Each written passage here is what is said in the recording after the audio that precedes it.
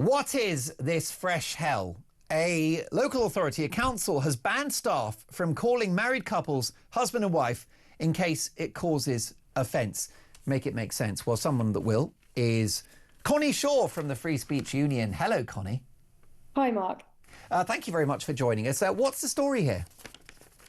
So a council in Greenwich has issued a very long document which they claim is just guidance as to what language their staff should be using. And as you say, one of the most ridiculous aspects of this is that they have been told that using terms husband and wife isn't the most inclusive way to speak, and so they should be using terms such as spouse and partner. And like I just said, they claim that this is guidance, but actually one of the statements in the document says that if you make a mistake and you really are sorry and apologise, you won't make the same mistake again, which is a very strong thing to say, because it's suggesting that you really are quite an immoral person if you accidentally use language that makes some people feel offended, using husband and wife apparently as one of those terms. And they say that it's not guidance, but actually we know that if there is this so-called just guidance, that will compel people to change their language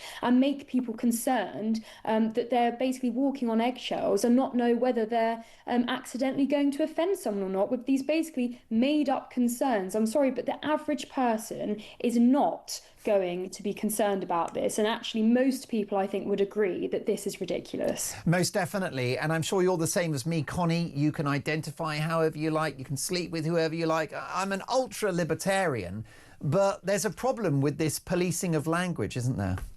Yes, and you're drawing on something very important there, which was going to be my second point, that actually language is only useful if we can use it to actually convey the truth.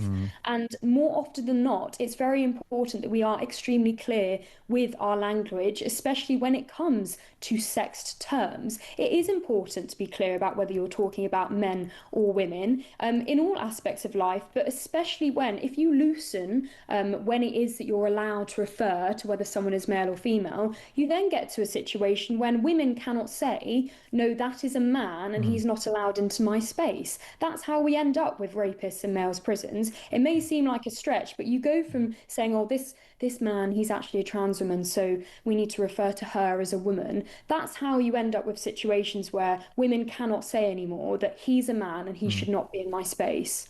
Well, that's right. I mean, we could enter the very Orwellian scenario, couldn't we, Connie, that if misgendering became illegal, then you could be arrested for saying something which is the case. Yeah, absolutely. And we know that there are not, it wouldn't surprise me actually if someone was arrested. And I'm sure there have been cases. Obviously, Kelly J. Keane got a visit from the police for being untoward towards paedophiles. But we know that people lose their jobs for this. One of our current cases, which we'd be very grateful for your viewers' support on, is a case, a man called David Toshak in Scotland. He was training to be a police custody officer, and he was sacked on the spot when he was asked whether he would call a male prisoner she, her, if he identified as a woman. And when he said that he wasn't comfortable doing so, he got sent out of the room, marched into a meeting, and within half an hour was told that he wasn't suitable for the role.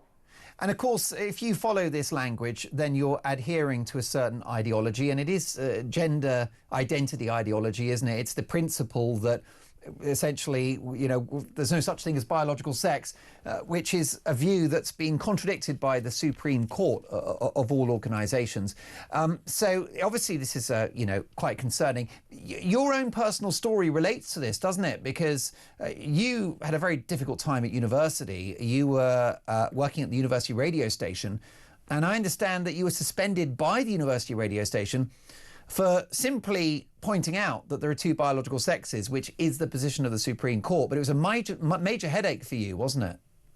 Yes, well, what's funny about my case is that they were never able to specify exactly what it was I had said that was resulting in my suspension. I think probably because even those people who run the student union knew that it would be unlawful to discriminate against me due to the fact that my beliefs are protected in the Equality Act, and therefore you cannot discriminate against someone for believing that biological sex is real, immutable and unchangeable. So it's not like I was going around around shouting "he's a man" every time I saw a bloke in a frock walking around campus. I'd simply had a conversation with a detransitioner about her experience on puberty blockers, and I'd also expressed the fact that, yeah, I didn't think that men should be in women's prisons and that we shouldn't be telling children that they're in the wrong body. But apparently that meant that I was putting other members of the station at risk, putting their health and safety at risk. And all of those things that you've said does not make you anti-trans?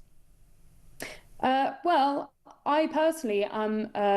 It's difficult because that phrase is used to demonize people, but ultimately I am opposed to transgender ideology. But like you say, people can say that they identify however they want, fine, but you cannot compel me to say that I believe in your identity as well. Yeah, that's it. Or sacrifice the safety of women, the integrity of women's sports, and the importance of female-only spaces, you know, in order to essentially, you know, support this this idea that gender is fluid. And also, I mean, do you think, you know, with this idea of a husband and wife or whatever, that is there something else at play here where, with the policing of this language, an effort to change society, or something that's often referred to as social engineering, is that an exaggeration to say that this is social engineering? I would say in general, what's really quite strange about these so-called guidance documents is that they are trying to socially engineer people's interactions with each other. I mean, this story is not actually quite surprising, because when you just search up councils being woke, which is this headline, you get lots of different stories of lots of different councils deploying these documents of guidance as to how you're meant to speak. And one story last year was Surrey Council. They were trying to suggest that you shouldn't be using language that might not be familiar to people whose first language wasn't English, such as the phrase "it's a piece of cake." Now, in my head, I think, well, if I had come to a different country and I was working in Spain, for example, and the people that I was working with were speaking in Spanish and they used a phrase that I wasn't familiar with, I'd want to use that opportunity to become more familiar with the native language of the country that I had moved to work in. Now, why isn't that the attitude that we're adopting here, rather than, oh, we need to be sensitive to the fact that someone might not know what that means? Why can't we say, well, actually, if someone doesn't know what it means, just explain it to them and they can improve their English, which we should be encouraging for everyone who comes to this country and it isn't their first language. Connie, more power to you for calling out this madness, and more power to the Free Speech Union, who have an excellent membership. It's worth every penny, because without figures like Connie Shaw and the Free Speech Union, we really are in a dark place. Connie, do join us again soon. Thank you for your time.